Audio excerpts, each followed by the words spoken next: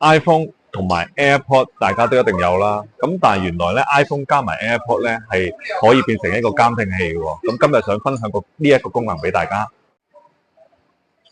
好啦，點樣將佢變成監聽器咧？首先自己就帶咗隻AirPod 先啦。咁跟住咧喺手機度就向下滑，跟住空白位撳落去，然後加入控制項目。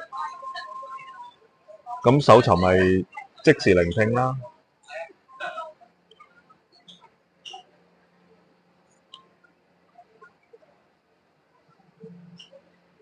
咁呢個咁就撳落去，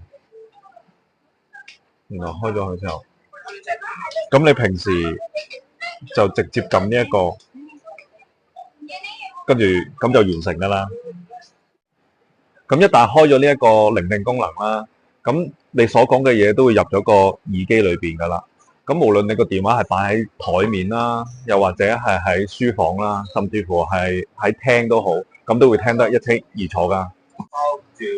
咁我就自己試過，而家咁樣呢個位置咧都可以聽得好清楚嘅。最後想提醒下大家啦，咁有時你都 check 下自己個手機嘅藍牙裝置，睇下有冇連到其他嘅藍牙。如果有，即刻要睇一睇有冇開到嗰個即時聆聽功能喎。如果唔係，你所講嘅嘢就會俾人哋聽到晒㗎啦。咁今日嘅分享就到呢度啦。